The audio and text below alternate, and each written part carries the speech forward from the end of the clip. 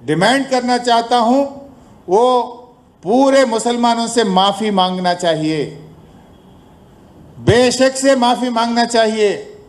आज मुसलमानों का आप बेइज्जती करे हैं, ये आप ब्लैकमेल करने का कोशिश कर रहे मुसलमानों के साथ। आप क्या कर रहा मुसलमानों के लिए?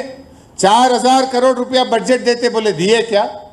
1000 करोड़ रुपया नौजवान बच्चे के लिए देते बोले 1 रुपया दिए क्या? इमाम मौसम का तनख्वाह बढ़ाते बोले 1 रुपया बढ़ाए क्या? तू करा क्या? कुछ नहीं करा। 2 साल में मुसलमानों के लिए आप करे सो कुछ भी नहीं है।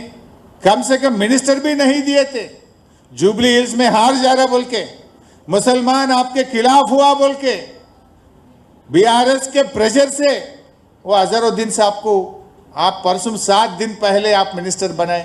अब लोग मालूम हो गए लोगों को आपका क्या है, आप क्या कर रहे, मुसलमानों को पूरा मालूम हो गए।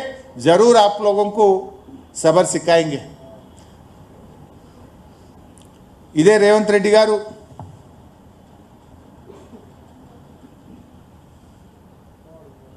గతంలో రామరెడ్డి వెంకటరెడ్డి గారు పాలేరులో చనిపోయారు. అప్పుడు తుమ్మల నాగేశ్వరరావు గారు బీఆర్ఎస్ అభ్యర్థిగా పోటీలో ఉన్నారు.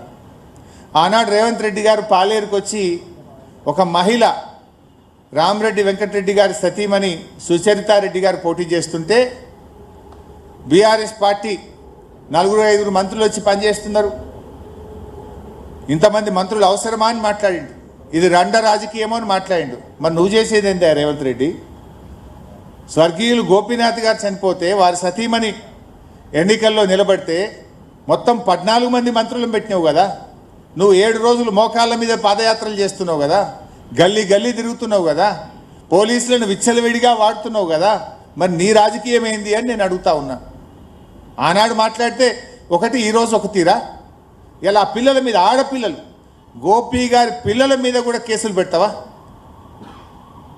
పాపం కాలేజీ పిల్లలు తల్లిగారి వెంట ప్రచారానికి వెళ్తే ఆ పిల్లల మీద కూడా కేసు పెడతావు.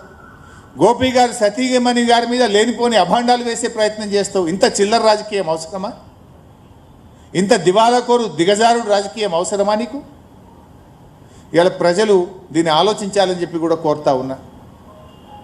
రేవంత్ రెడ్డి గారు ఈరోజు